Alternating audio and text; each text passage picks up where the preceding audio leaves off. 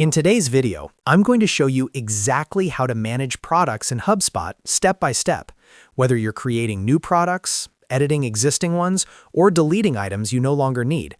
This complete guide will walk you through everything in a clear and simple way. If you're using HubSpot to manage deals, invoices, quotes, or payments, keeping your product library organized is extremely important. So make sure to watch until the end so you don't miss any key steps. And if this tutorial helps you out, don't forget to like this video and subscribe to the channel for more HubSpot tutorials and software guides just like this. Let's get started. First, we're going to look at how to access and manage your products inside HubSpot. Go ahead and log into your HubSpot account. Once you're on the main dashboard, look at the left-hand navigation menu. From the left sidebar, click on Commerce. When the menu expands, select Products. This will take you to your product library, where all of your existing products are stored. This is the central place where you can create, edit, delete, and organize everything related to your products. Now, let's create a new product. In the top right corner of the Products page, click on Create Product. A new panel or page will open where you can fill in your product details.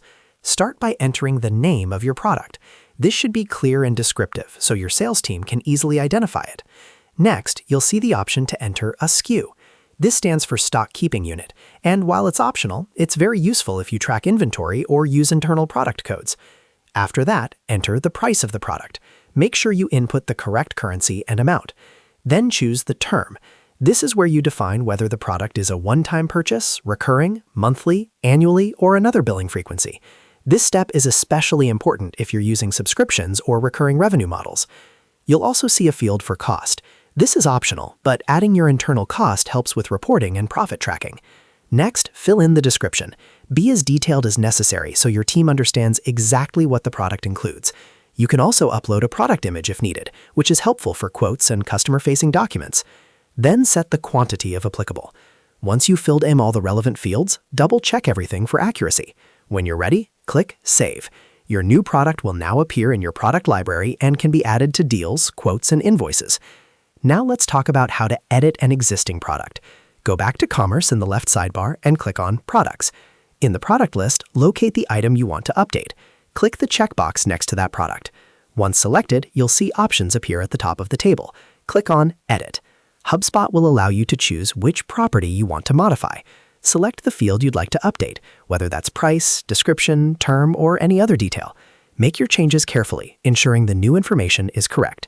Once you're done editing, click Save to apply the updates. Your changes will immediately reflect anywhere that product is used moving forward. Finally, let's go over how to delete or restore products. Again, navigate to Commerce and then Products. Find the product you want to remove and click the checkbox next to it. At the top, click Delete.